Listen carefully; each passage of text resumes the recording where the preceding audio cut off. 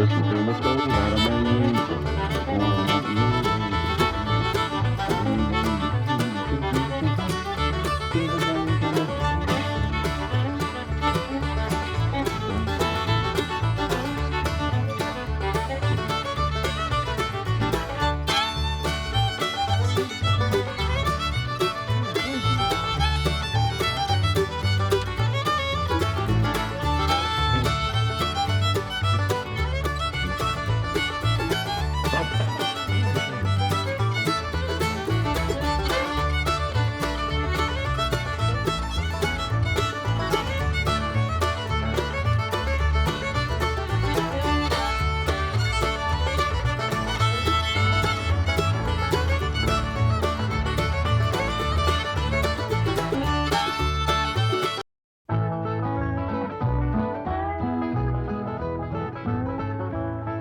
Granny, whereabouts do you want the still? Over here on this side of the cement pond, Jethro. Okay, Granny.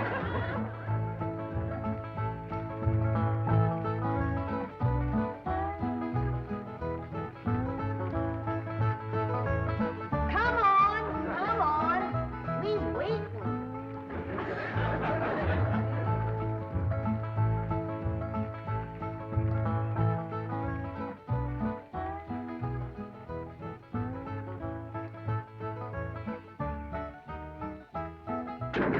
Turn it a mite that way, Jethro.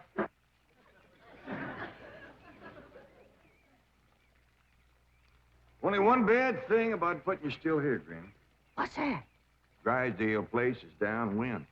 The smell of your corn liquor brewing is going to drive poor Miss Drysdale right out of her mind. She's a drinking woman. How do you know, Uncle Jay? Well, he kind of let it slip out. Remember when we was unloading this from the truck? Yeah? He says to me, what's that?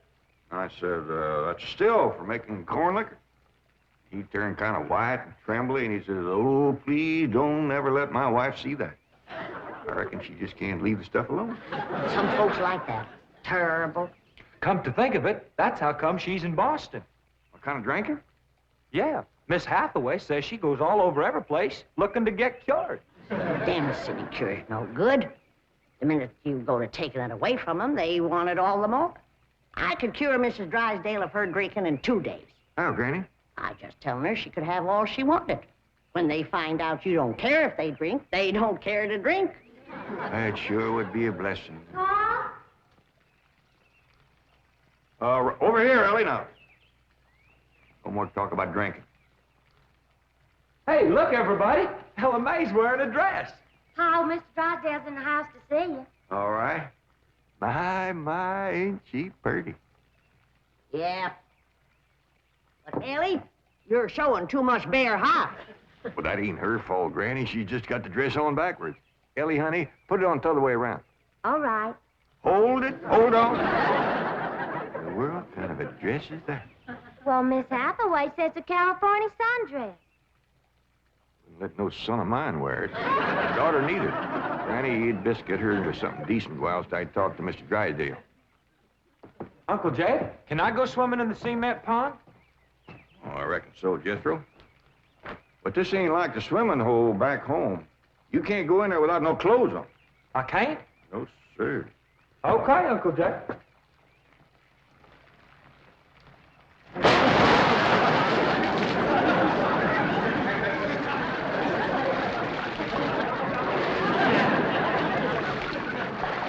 Someday I gotta have a long talk with that boy.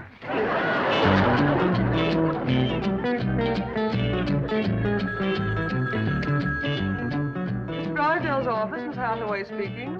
Boston. That must be Mrs. Drysdale. No, don't put her on. She'll only make my life Mrs. Drysdale. How are you? How are things in Boston? Oh, the doctors here are just as silly as the ones in Beverly Hills. They insist there's nothing wrong with me. They've got me so depressed. I just had to call and talk to my darling. Are you taking good care of him? Oh, yes. As a matter of fact, he's stretched out on the sofa right now having his nap. How sweet. Well, the moment he wakens, you take his temperature and give him some of that blue medicine. What? He's waking now? Oh, marvelous. Put him on. Tell him Mumsy wants to hear his sweet voice. Speak to your mumsy. He whined. Oh, he probably has a migraine. Oh, poor Monsieur, my lord. Even made a hypochondriac out of you.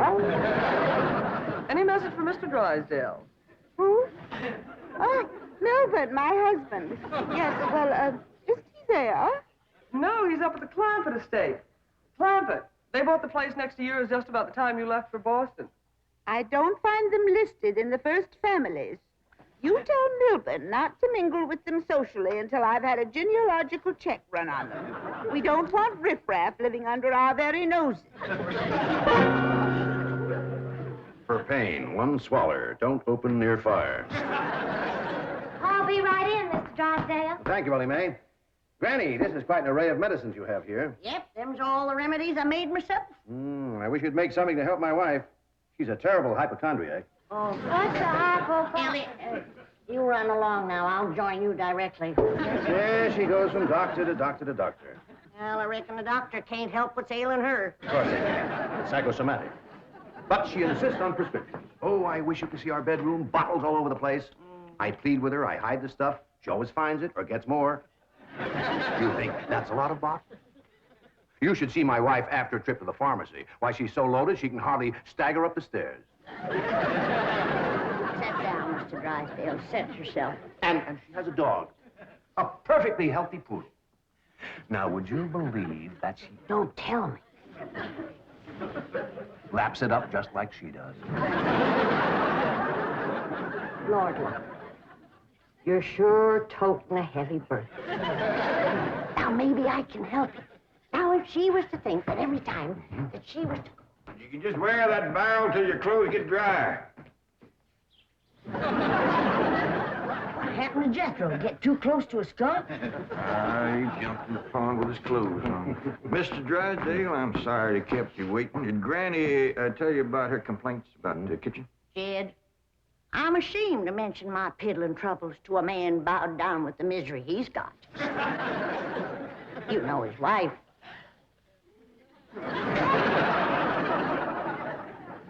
Mr. Drysdale, our hearts go out to you. And we're going to help you, ain't we, Jed? You bet you we are. Man serves a poor purpose in this world if he can't help his neighbor. Oh, you're very kind, but I'll manage. I've been living with it for years. Have a nip, it'll brace you up. Oh, no, thank you. I never touch it.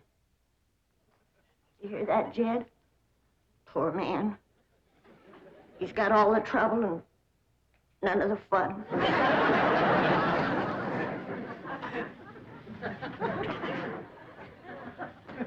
There goes a soft-hearted woman. Yeah.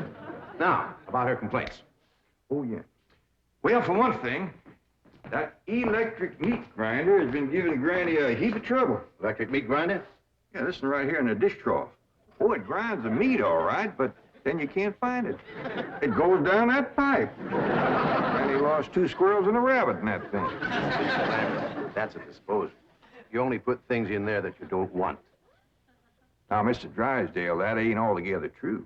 Granny sure wanted them squirrels and that rabbit. And another thing, this here sideways pump don't work at all. We must have carried in a barrel of water to prime that thing, but it don't work. Oh, there's another thing. Every once in a while, this little thingamajig here makes a ringing noise like that.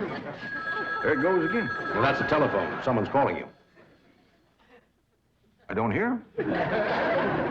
They're calling you on the telephone. Say hello into it. Hello. You have to lift the receiver first. Now say it. Hello. Mr. Clampett? He said my name. Can he see through this thing? No. Mr. Clampett, may I please speak to Mr. Drysdale? Well, they sure can see, or else how would they know you're standing here? That's my secretary. She knows I'm here. Yes, Miss Hathaway. Mr. Drysdale, I have some messages. Well, I'll be doggone. Granny!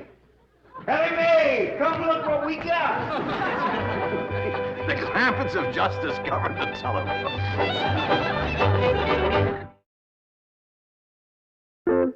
Yes, indeed. This is a marvelous invention. With this instrument, you can talk to anyone, any place in the civilized world. We talk to my cousin Pearl? Oh, yes, of course. Right now? Yes? Ellie Mae. Run out back and fetch Jethro. Oh, wait a minute. He might not have his clothes on yet. Oh, I'll get him. Jed, is he greening us? Can we honest to goodness talk to Pearl on this thing? You heard what he said. Hello, Pearl, you old rascal. What you doing back there? Oh, there ain't Pearl. This here's Ellie. Oh, ladies, first, you gotta pick this thing up. Hello, Pearl, you old rascal. What you doing back there? Oh, there ain't Pearl. This here's Ellie. What's she saying? You saying a word, you just humming.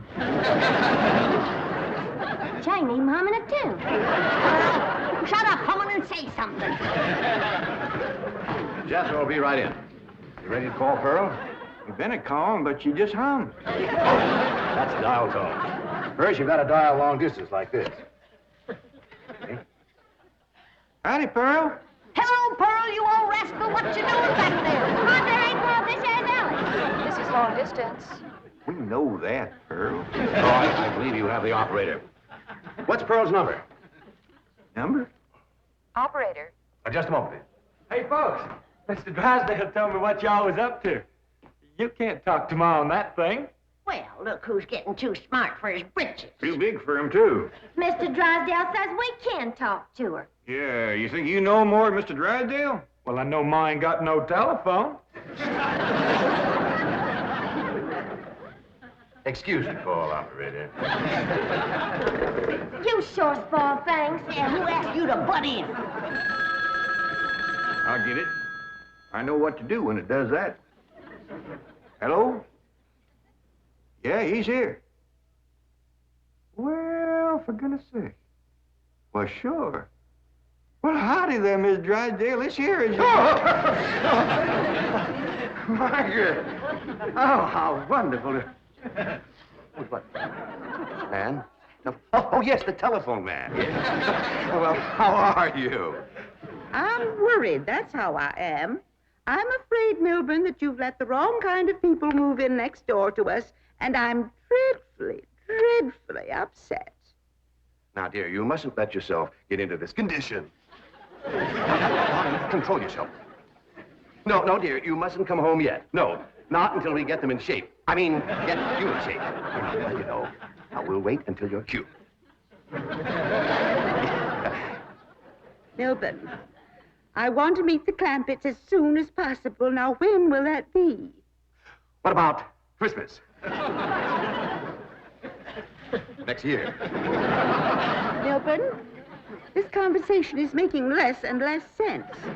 Now, I want the truth about the Clampetts, or I'm flying home immediately. Now, Margaret, please control yourself. I don't want you flying. No, please, dear, please, stay on the ground. Dear, why don't you lie down and take a sedative? And I'll call you from the office. All right. Goodbye. I'm sorry, my wife. We understand. Well, I'll see you later. Keep your chin up. Poor man. Don't it just tear your heart out? He is so ashamed of his wife, he don't even want us to meet her. What he says, she won't be cured till Christmas of next year. You gotta help me, Granny. I still say I could cure Mrs. Drysdale in 2 days. Sure be worth a try if we could get her out here. Jed, misery loves company. And if that poor, miserable woman thought that she had a drinking friend living next door... Granny, you ain't ever down more than a thimbleful in your whole life. I know, Jed, but it'd be worth a little white lie to help a neighbor and save a marriage. But how?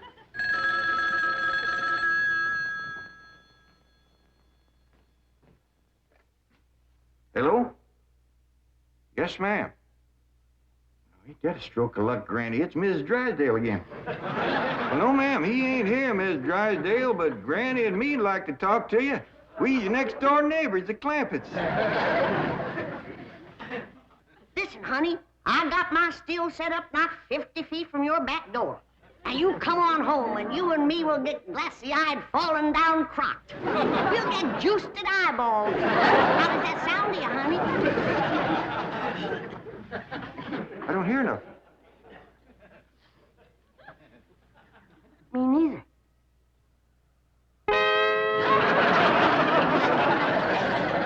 What do you mean my wife's on her way from Boston? That's the message I got when I tried to put through your call. She's on a jet, right? Never mind the grisly details.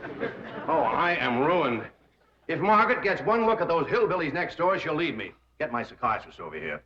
Move over, Claude. I need this more than you do. You don't need your psychiatrist. You're looking at the dark side. There is a bright side. Of course. Your wife is an intelligent woman. She'll see that underneath that rough exterior, the Clampetts are basically fine people. Why, she may even help them to get socially acclimated. You're right. I don't need my psychiatrist. You do. Your wife will take... My wife, through whose aristocratic veins flows blood the color of bluing, considers anyone whose ancestors did not arrive on the Mayflower immigrants. She does make rather a fetish at the family tree, but... But nothing. I'm stuck. I'm either going to lose my wife or my largest depositor. That's what makes the whole thing so difficult. You know, I like the Clampetts, but I love my wife. Isn't life weird? She's a snob, she's a hypochondriac, she's not young and beautiful, but I love her. And now I do need my psychiatrist. Now, Mr. Drysdale, as we used to say at Vassar, que tout est bien, tout est set. Courage will light your path. Yes, I know what I have to do. I'll go to the airport. I'll take Margaret in my arms. I'll look her in the eye and lie like a rug. I'll tell her the Clampetts have left town and put her back on the plane. I beseech you, do not become enmeshed in a web of lies. But it won't be a lie if the Clampetts are tricked into actually leaving town. But they're just getting settled. What could possibly induce them to leave town? That's your problem. Me? You expect me? But they like you. Finagle them into going to Palm Springs for a few days. No, no. I will not help you spin your deceitful web. Miss Hathaway, would you rather be an unemployed secretary or a spider with a rage? You know, I think the Clampetts might enjoy Palm Springs. Palm Springs? Where's that? It's about 125 miles from here, in the desert. Desert? Yeah, remember we crossed on them on the way out here. All that sand? Yeah, I remember. You ain't getting me to no desert. Trees were so far apart, the woodpeckers had to tote lunch. But this is different, Granny. This is a beautiful resort with lots of trees and fine hotels and swimming pools. We got a pond for swimming right here. Ellie's out swimming right now. You didn't jump in with her clothes on, did you? I don't know. Oh, surely not. She promised to wear the lovely swim ensemble I got her. Yeah, she done just like Jethro. Here she comes with the dress shrunk clear up to her. Granny! What's the matter? All her hair come out. What? It's true. Ellie lost her beautiful hair.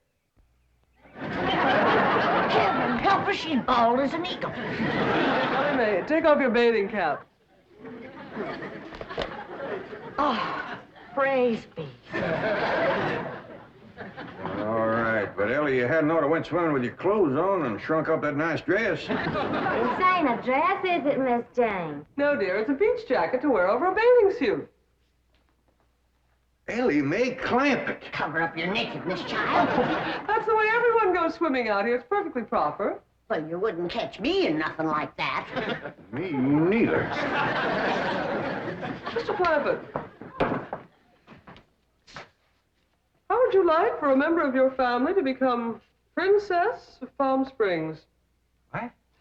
They're holding a beauty contest at the Springs this week, and someone in this very room has the face and the figure to win. When the judges see her in a bathing suit... I told you I ain't putting on no bathing suit.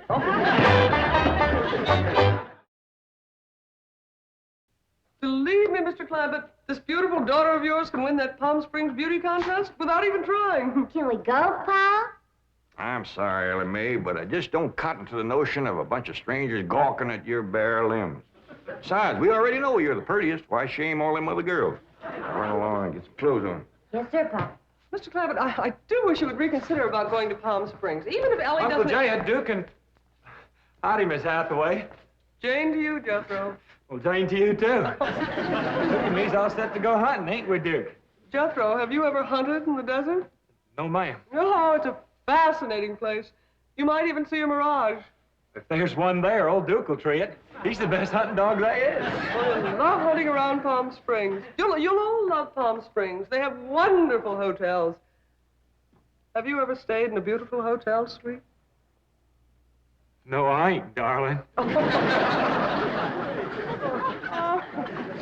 Granny, let's you and me go and leave these two lovebirds alone. No, wait, please, let me take you all to Palm Springs. I'll tell you what. Why don't you take Jethro and Ellie Mae, and me and Granny will stay here. But then Mrs. Drysdale would see. I mean... Is Drysdale coming home?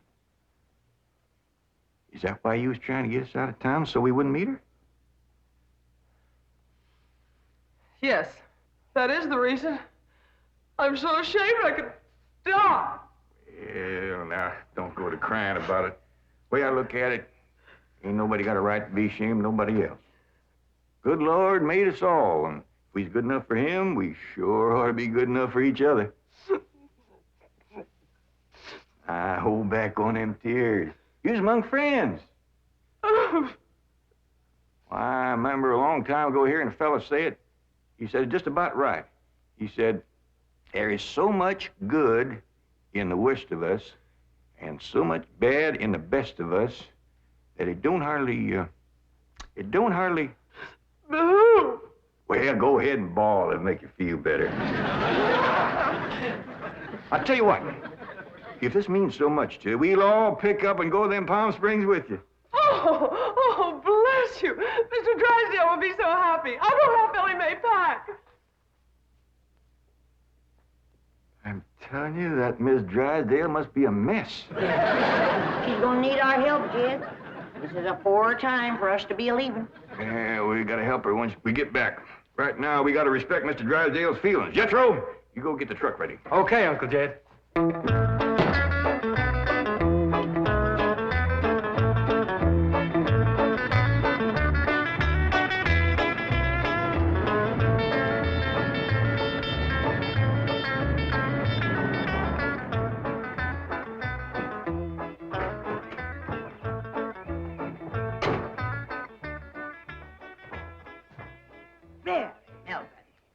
The Clampetts gardener shouldn't leave his car parked in the front driveway that way. Oh, you're absolutely right, dear, yes. Well, Margaret, don't you want to stop at home first and freshen up? Take some medicine or something? Milburn, I have just flown 3,000 miles to meet the Clampetts, and I intend to meet them right now. Well, Donnie, they're probably out of town. You see, they travel extensively. Oh, they're wonderful people. It'd be a shame if you missed them. But I know how anxious you are to get back to Boston and your doctors. And Sonny. How is Sonny? How's he like Harvard this year? Is it Yale, Princeton, Dartmouth? Let's go ask him. Milburn, what is the matter with you? Milburn, let go. Let go, you hear me? Let go, I say. Let go. Have you gone mad? Let go, you beast. Step aside, lady. I'll shoot it.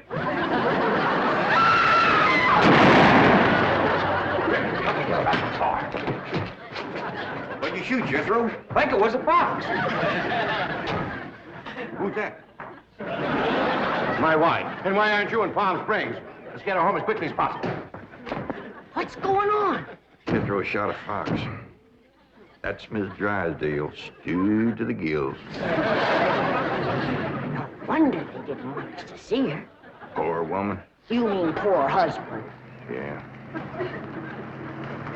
We can't go up to Palm Springs and leave our neighbor at a time like this. That's right. We gotta pitch in and see that his wife gets cured. Uncle Jed, are we going hunting? Might as well. It'll be a while before she sleeps that one off. Well, I hope there's some possum around.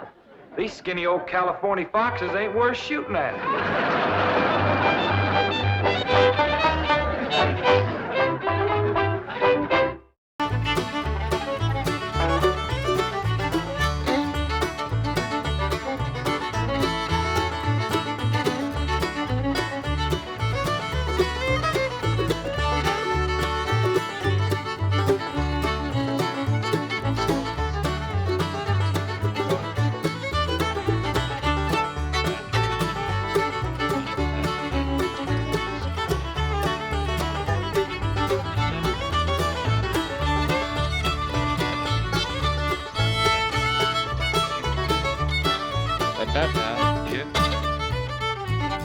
This has been a Filmways presentation.